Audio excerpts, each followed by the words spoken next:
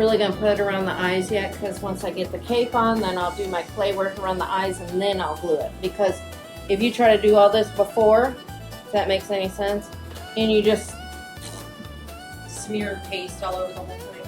yeah, and all over the eye, and you gotta clean up the eyeball. I mean, it just makes a mess.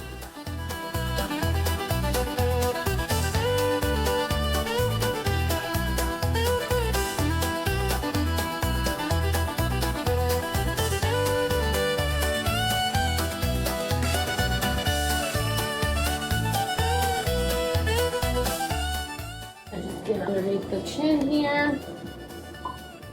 And that's all really the paste I'm gonna put on for right now. Just you really wanna make sure you get the hard to reach places, because once you get that hide on, if you're trying to stuff your hand up in there and put paste, these, I'm not gonna put paste on here until I'm ready to tuck the nose and the lips. Because, I mean, this stuff, it doesn't take much to start. And then before I tack it onto the back, I'll flip it up and finish pasting there, because those are like the last things that I get to.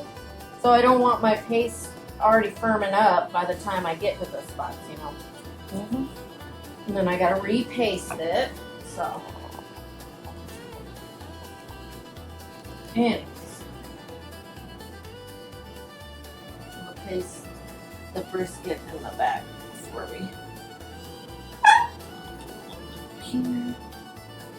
Although, like I said, you'll see once I put that cape on. But it still helps it slide on easier too.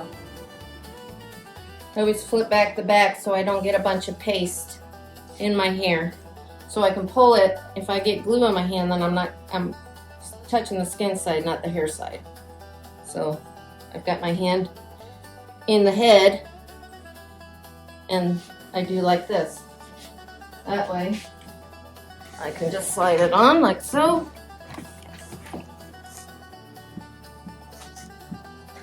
And guys, the nose on. Without, see, you keep this folded back like this while you pull on it, then you're not dragging it through all that paste.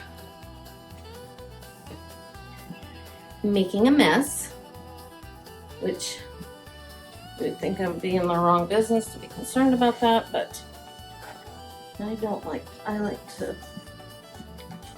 try to keep things as nice and neat as I can.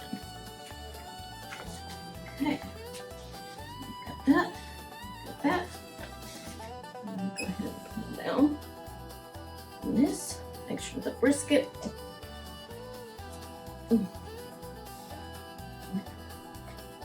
See, his ears are already kind of naturally set.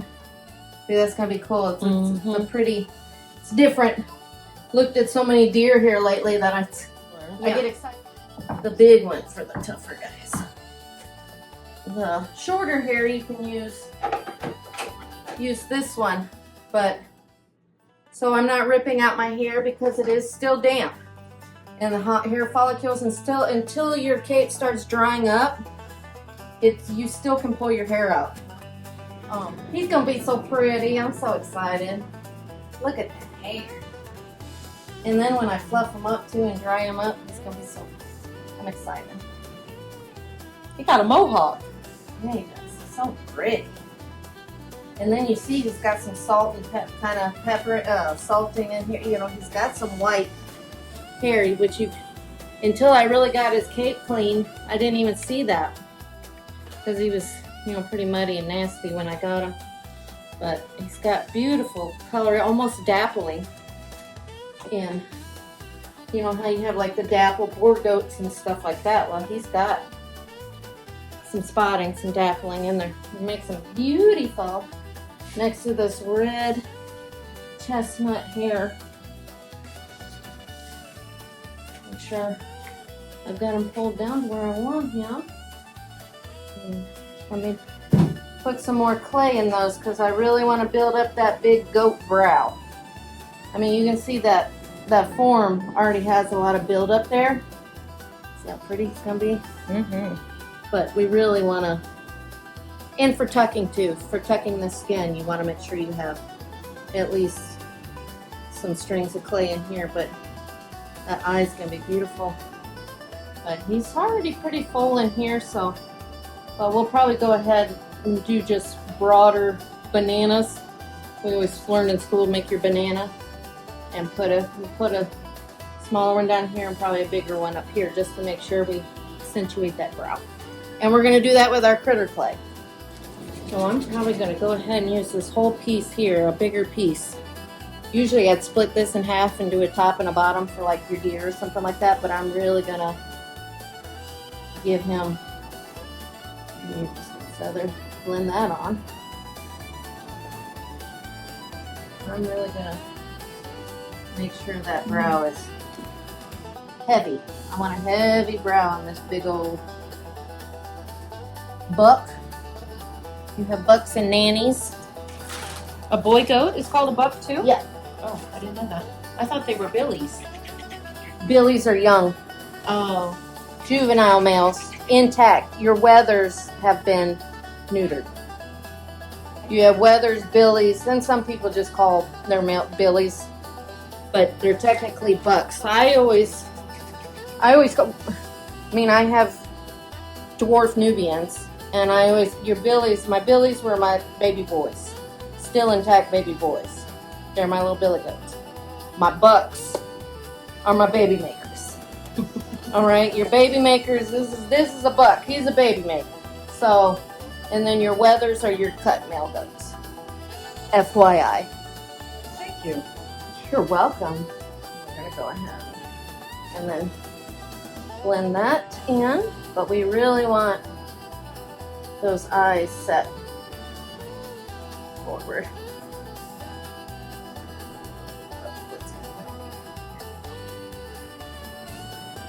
But this is, if you put a work into this and then you pull that hide on, it usually yanks it all the way back. So, and I don't take, a lot of taxidermists put a whole lot of detail into their clay. I don't see the reason for that because I'm going to put it, and then I'm going to start tucking and kind of shaping from the outside. I don't do my shaping from the inside. I just want to make sure the clay's there so that I have something, so it's built up and I have something to work off of. And we'll make sure, because if you have goats, you can usually see the back side of the eye on a goat. And then I believe it's the formatia is what that piece of skin is. Usually you can see the paleness. It's either pale or pink, and any shade in between you can tell what the worm load is from their formatia. Pretty sure that's what it's called. If it's not, correct me if I remember correctly. But and that's why you can check like the formatia score or whatever on a goat or sheep, because that tissue inside the bottom eyelid is going to tell you by the color. If it's super pale, then they more than likely got parasite anemia. Like they're got really bad worms and they need to be wormed. Just another Hey, goat facts. fun. We're getting goat facts as well. Yes. We're getting twofers. Taxidermy and goat facts. Yes, as a goat owner, it's just something you have to check regularly on your goats. Because I don't do a regular worming schedule because I find it makes they build up a tolerance, and then it doesn't work as well. So you can check their formatia, or I usually just do a good, like in the spring and in the fall. Fall, they usually go into rut, so you want to make sure they don't have a bunch of worms when they're going to have babies, because then the pregnancy can, I'm going to go ahead and do the other side and then I'll paste it.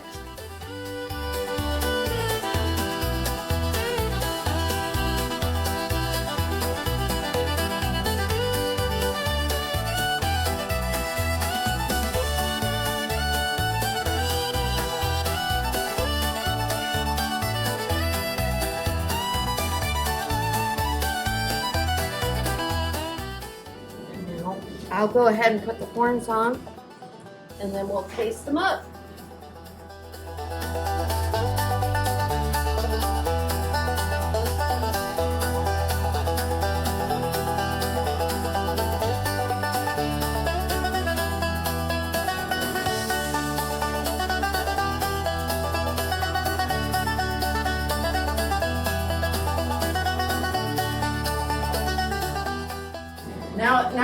you're gonna see me try to knock myself out.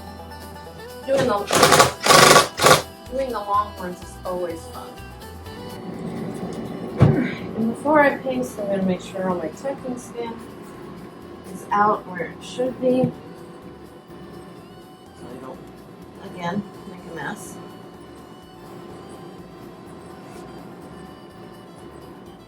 Alright.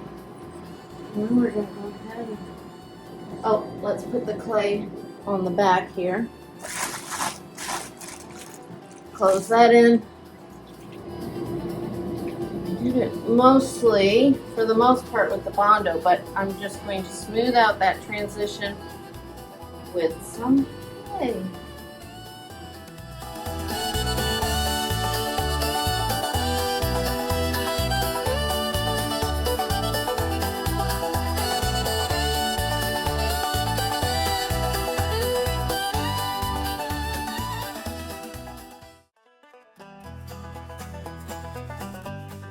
Smooth out those transition areas.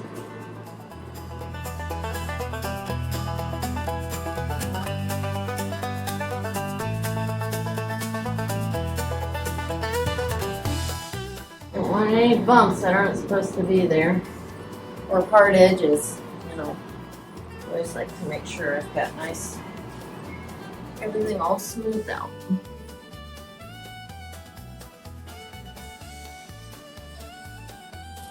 Then I usually run a rope on my goats or sheep down here, because remember, you're going to have to tuck that skin in here too. So I kind of like to put ropes around the base. But before I do that, I'm just going to put a little paste on this one. Maybe we don't need it. There we go.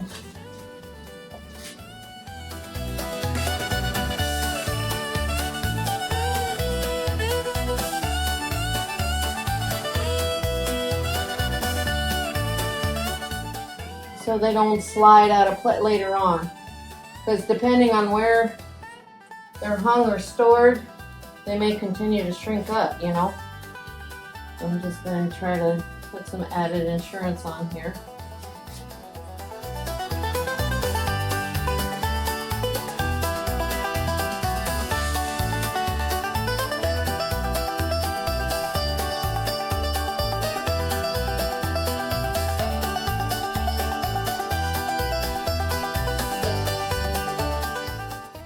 Alright, there we go. I'm going to get that snug down on there.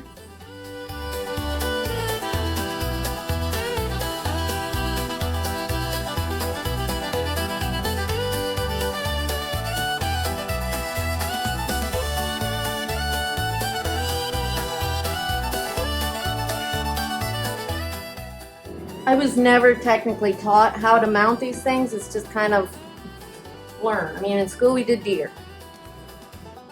So that's why it's so much fun to get, because it's a learning experience. And I have to watch videos and stuff too, and then I'm like, and knowing what I know, it's like, well, I'm going to try to do this, you know, because I know from mounting past stuff that better safe than sorry. Why not?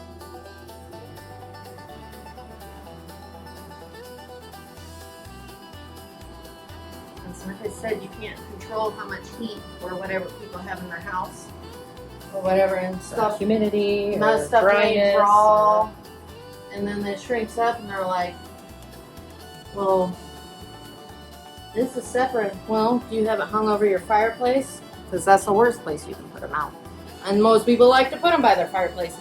But that dry heat, that dry air, does a number on them. Just saying. Here we go.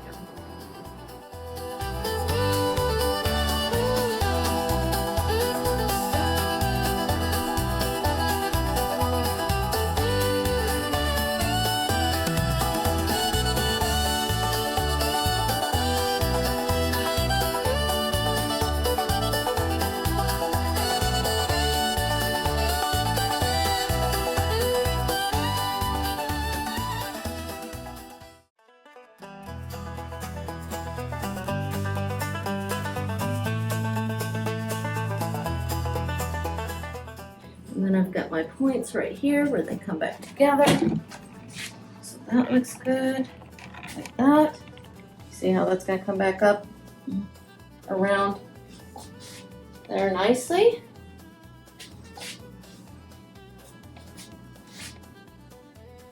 So he's got big old calluses right there at the base. There. Yep. That's gonna come right back nicely. So we can start sewing.